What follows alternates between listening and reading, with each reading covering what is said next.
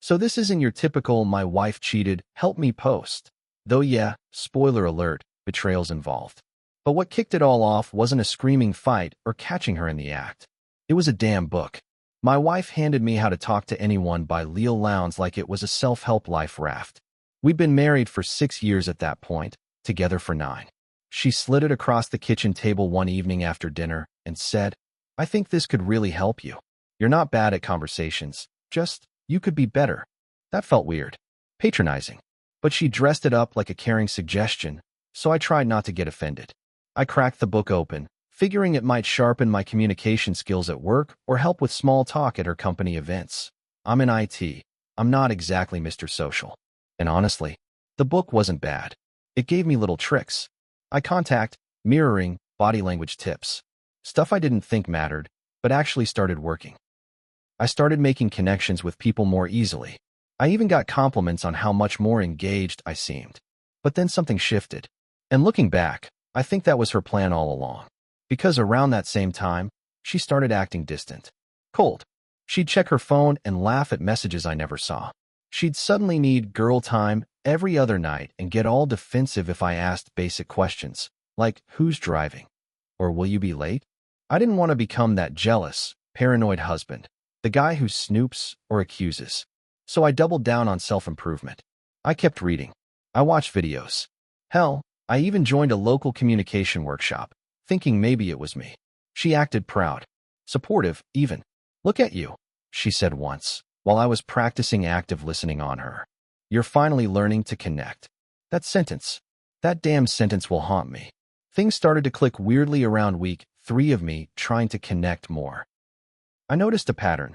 The more I tried to engage her, the more she seemed distracted. Like, I'd be in the middle of telling her about a conversation I had at the workshop, and she'd suddenly check her phone, smile faintly, then lock it. Every time. I asked her about it one night, just casually, not accusingly. I said, "Hey, you've been getting a lot of texts lately, everything good?" She smiled and said, "Yeah, it's just Dylan from work. He's hilarious. We joke around a lot." Dylan. I'd never heard about this Dylan before. I laughed and said, "Oh, is he your work husband or something?" You know, half joking. And she laughed too, but not like a haha that's silly laugh. More like, you have no idea laugh. After that, I started noticing that she never left her phone face up anymore. Her lock screen notifications were off. Her phone went with her everywhere, even to the bathroom. One night, curiosity and probably gut-level fear got the best of me. She was in the shower, and I grabbed her phone from the bed. Locked, of course, but I noticed the texting app had been deleted from her home screen. Not uninstalled, just hidden. Like someone who had something to hide, but also wanted to hide the fact that she was hiding something. I didn't confront her right away. Instead, I tried something different. I used the book she gave me. I started mirroring her behavior. I gave short answers. I checked my phone mid-conversation. I started spending time at a local cafe after work, just reading or chatting with strangers. I wanted to see if she'd notice. Or care. She didn't. Not even a little. It was like she was relieved I was getting a life of my own. That's when I realized something deeply messed up. This book wasn't a gift. It was a setup. She wanted me distracted, focused on fixing myself so she could quietly break us. So around this point, I was spiraling. Not in a chaotic way, but the kind where you start seeing everything through a new lens. I kept thinking, she gave me this book. She encouraged me to talk to strangers. Be more social. Why? I mean, I've always been a little introverted, sure. But it's not like I was some mute caveman in the corner. I just didn't like small talk. She used to say that was one of the things she loved about me, how I only spoke when I had something to say. Apparently, that changed when Dylan showed up. Anyway, I did what the book taught me. I started observing, listening more, watching her body language. She used to sit next to me on the couch and lean in. Now, she sat at the far end, legs crossed away from me, always with her phone in hand. When she did talk to me, it felt like a performance. Too polished, too careful. And then came the weirdest moment. One night I told her I was going out with a couple of people from my workshop for drinks. Total lie. And she barely blinked. Said, "Have fun." Like I was her brother going to a baseball game. No curiosity. No who are they. Just indifference. So I didn't go to any bar. I parked around the corner and waited. Sure enough, about 40 minutes later, a car I didn't recognize pulled into our driveway. I didn't see who was inside, but she came out wearing this tight dress I hadn't seen in years, like something from when we first started dating. She'd told me she was staying in for a self-care night. They drove off. I didn't chase them, didn't call. I just sat there. Honestly, I felt numb, like my body hadn't caught up with my brain yet. But one thought kept running through my head. She gave me a book to keep me busy while she snuck around behind my back. And the worst part? I was becoming more confident. I was becoming better. But she never intended for me to grow with her, just to keep me busy while she detached. She gave me a damn mask to wear while she lit our house on fire. I didn't sleep that night. I laid there in bed pretending I was asleep when she came back around midnight. She smelled like cheap wine and expensive cologne, not mine. She slipped under the covers like nothing happened and had the audacity to mumble, "Good night, babe," before rolling over and passing out. The next morning, I decided I wasn't playing dumb anymore. I made her coffee, black, just how she likes it, and slid it in front of her at the table. I sat down across from her and said, calmly, "So, who's the guy in the car?" Her eyes barely twitched. That was the first sign. She gave this little laugh, like I'd just accused her of robbing a bank. "What guy?" "The one who picked you up last night. You said you were staying in." She blinked, smirked, then leaned back in her chair like some smug lawyer about to destroy a witness. "Oh my God," she said. "Are you spying on me now? Is that what we're doing?" I didn't rise to it. I just said, "I was in the car. I saw you leave." Silence. Then she rolled her eyes. "It was Dylan. He had a rough day. I was just keeping him company. You've got your little group now, your communication buddies, or whatever. Don't be a hypocrite." That hit me like a truck. She was twisting my own growth against me. I said, "Are you cheating on me?" And she snapped. Not with guilt, not with denial, but with rage. "You're insecure. That's your problem. I tried to help you. I gave you that book so maybe, just maybe, you'd stop being so boring all the time." I swear to God, I almost laughed. The irony. I told her I didn't need a book to know when someone I love is lying to my face. She stood up, grabbed her keys, and said the most haunting thing I've ever heard. "You always needed someone to talk to, just not me." Then she left. Again. That was the moment I realized. She didn't want a better version of me. She wanted a different man entirely. After that explosive conversation, she stayed away for 2 days. Claimed she was at her sister's place, but I knew that was a lie. Her sister lives in a 2-bedroom apartment with 3 kids and a pit bull. No way my wife's self-care routines and $90 moisturizers were making peace with that chaos. During those 2 days, I didn't cry. I didn't get angry. I didn't even text her. I watched videos on emotional detachment. I went back to How to Talk to Anyone and reread a chapter on decoding lies and body language. And I swear, it felt like the book was mocking me. But then, something stupid happened. She left her laptop at home. The one she never uses because it's slow and annoying. It was charging on the kitchen counter. That thing hadn't been opened in months. And yeah, I opened it. I knew her password. She'd made it our anniversary, something she probably forgot in the midst of all the sneaking around. I wasn't expecting to find much. But I did. Emails. Not just with Dylan, but with another guy, too. Some dude named Craig. They weren't sexts or anything wild. That's probably what she used her phone for. But they were emotional, deep, romantic, full of future plans, restaurants, trips, inside jokes I had no place in. One line from Dylan stood out. "He's so clueless, it's almost impressive. You're a genius for giving him that book. Bought you more time. Bought you more time." My chest went cold. Like physically. I actually had to sit down because my hands were shaking so bad. She didn't want me to improve. She wanted me distracted while she phased me out. Everything after that became background noise. I closed the laptop, walked outside, sat on the porch, and stared at the sidewalk like it had answers for me. Like maybe if I looked long enough, the last 9 years wouldn't feel like one long, elaborate prank. You ever sit so still that your own heartbeat starts to annoy you? That was me for 3 hours. When she finally came back that Sunday night, I was calm. Not peaceful, just hollow. Like someone had vacuumed out every last drop of hope. She walked in like nothing had happened. No apology. No shame. She just asked, "Did you eat?" Like I was her little brother or something. I said, "We need to talk." And she gave me this ugh again. Look, like I was the annoying one. I didn't yell, didn't slam anything. I just said, I know about Dylan. And Craig. I read the emails. You left your laptop open. And I swear to God, she blinked once. That was it. No gasp, no panic. She just sighed, like she was tired of pretending. Then she said something that still messes me up. I figured you'd find out eventually. Honestly, I'm glad. It saves me the trouble.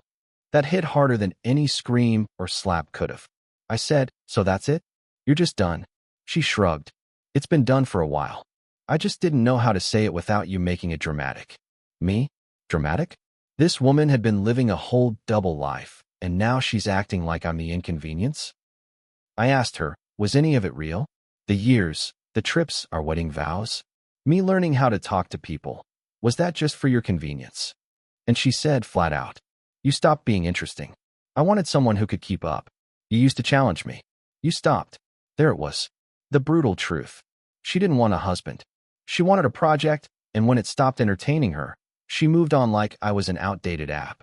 She packed a bag that night. No tears. No drama. No, I'm sorry. Just a quick glance around the apartment and a quiet, I'll call you later about the lease. She hasn't called. It's been 3 weeks. So, I didn't hear from her for 3 weeks. Total radio silence. No texts, no calls, no emails. Nothing. Then one afternoon, her sister, the one with the kids and the pit bull, messaged me on Facebook. It was short. Hey, I thought you should know she's not staying with me. She never did. Sorry. That was it. Just one sentence that shattered whatever part of me still wanted to believe this was just a bad phase, or that maybe she'd come back with some regret. But nope. She hadn't even bothered to use her family as an alibi. She just lied and counted on me being too emotionally stupid to double-check. I didn't reply to her sister. Honestly, what was there to say?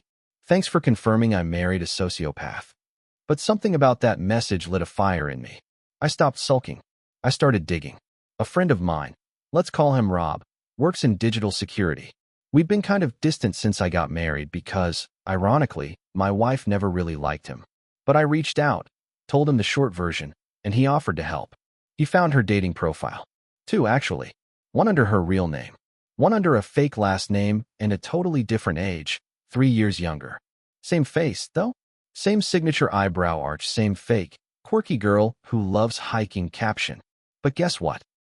Both profiles had been active since before she gave me the book. So this wasn't a drifted apart situation. This wasn't a marriage got stale. This was planned exit. She had one foot out the door while she was still holding my hand and telling me to work on myself. I'm not proud of what I did next, but I messaged Dylan. Yeah, that Dylan. I didn't threaten him. I didn't curse.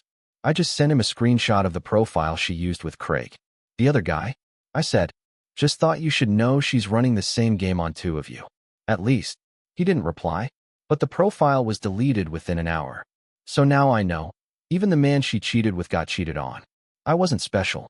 Neither was he. She's not looking for love. She's looking for an audience. There's something weird that happens after betrayal. At first, you're hurt, then angry, but then you start picking apart your own worth. I remember sitting alone one night with the book she gave me, How to Talk to Anyone, and just staring at it like it was a symbol of my failure. Like maybe if I'd read it sooner, tried harder, been funnier, flirtier, louder, she wouldn't have drifted. But here's what I realized, and it hit me so hard I actually laughed. I was never the problem.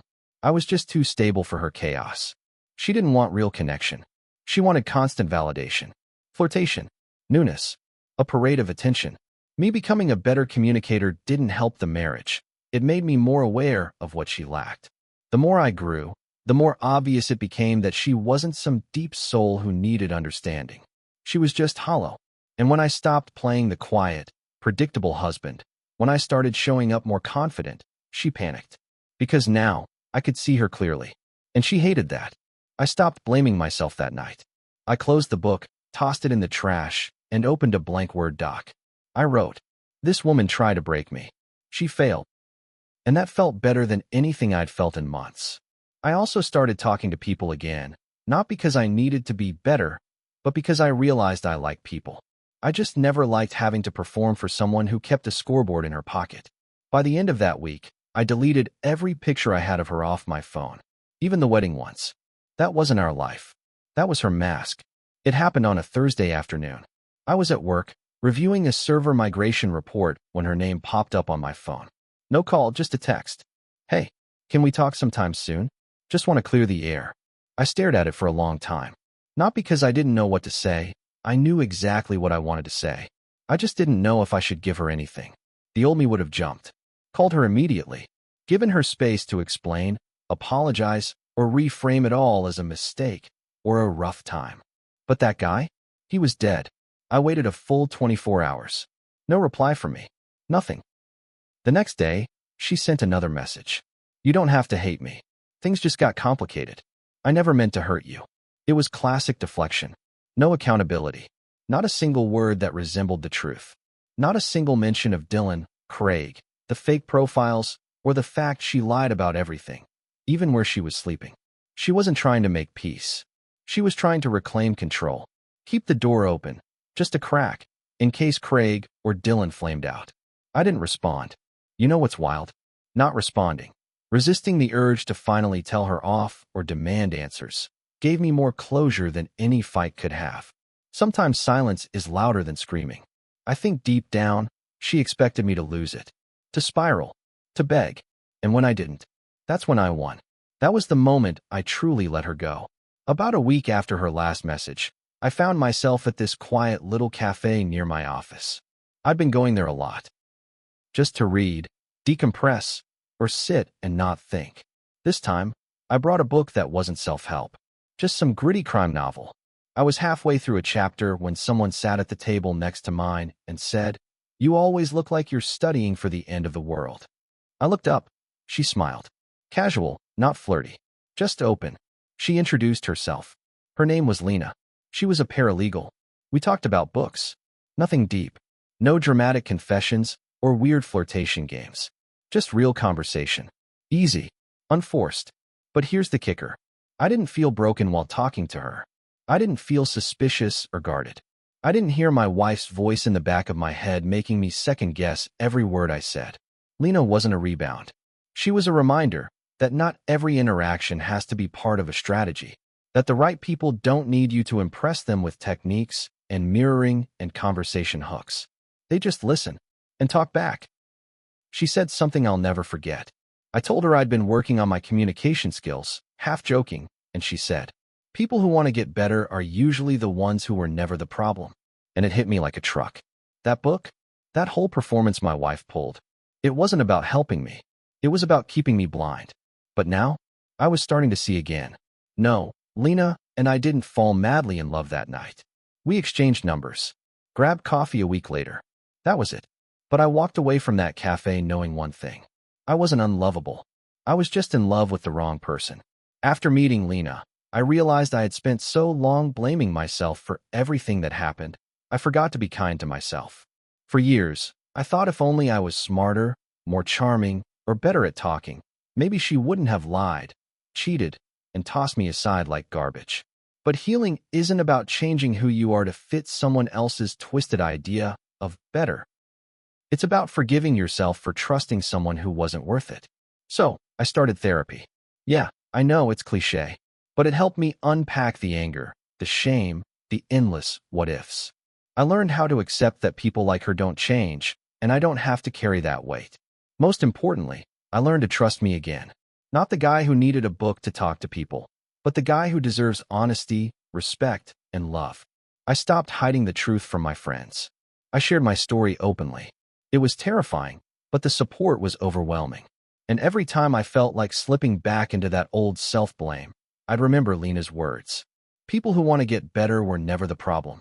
The emotional roller coaster is still there sometimes, but now I'm driving the car. After therapy and some honest talks with friends, I decided it was time to rebuild, not just my life, but myself. I stopped trying to be the guy she wanted, the perfect communicator, or the guy who'd bend over backward to keep a marriage that was basically a house of cards. Instead, I focused on things I actually enjoyed, things she never cared about. I signed up for a public speaking class, ironic, right? Started going to the gym regularly, and even joined a book club. Not to impress anyone, but because I wanted to reconnect with who I was before she made me doubt myself. Funny thing, The more I did for me, the easier it was to talk to people, not because I was following any how to talk to anyone advice, but because I genuinely had something to say again. The book she gave me, I tossed it, not out of spite, but because I realized self-improvement should come from within, not from trying to save a sinking ship. My confidence grew slowly but surely. I even started dating casually, with no expectations or pressure, just two people talking. And yeah, sometimes I catch myself wondering what she's up to, but those moments get shorter and less painful. I'm not perfect now, far from it, but I'm real. One evening, about 6 months after she left, I found myself dialing her number. Yeah, I know, sounds crazy, right? But I wasn't calling to beg or fight. I needed closure. I needed to say what was on my chest, not just bottle it up anymore. When she answered, her voice was the same, calm, almost bored. I said, "I've been thinking about everything. About us, what happened. About you." She was quiet. Then I told her, "You lied to me for years. You cheated on me and treated me like I was some backup plan you could discard whenever it suited you. But here's the thing, I'm not angry anymore. I'm done feeling sorry for myself. I'm done pretending you mattered as much as I thought." She responded with that usual brush-off tone, "You're overreacting. It wasn't that bad." And that's when I realized, she still hasn't changed. She still doesn't get it. So I said goodbye. Not with anger, but with finality. I hung up feeling lighter than I had in years. I didn't need her to admit anything. I didn't need an apology. I just needed to say my truth. After that phone call, something shifted inside me. I stopped looking back at her shadow and started moving forward into the light. I focused on building relationships with people who actually cared about me, friends who never judged, who listened without an agenda. I reconnected with family I'd neglected during the marriage. Their support reminded me that love doesn't have to be complicated or toxic. Dating wasn't a battlefield anymore. It was a chance to be honest, goofy, and vulnerable without fear. Slowly, I learned to trust again, not blindly, but cautiously, with my eyes wide open. Most importantly, I learned that communication isn't about tricks or books. It's about honesty, respect, and empathy. I'm still healing. I probably will be for a long time. But I'm no longer a prisoner of her lies. If you've made it this far, thanks for listening to my rant. Or maybe you see yourself in my story. Here's what I want you to take away. Trust your gut. If something feels off, don't ignore it.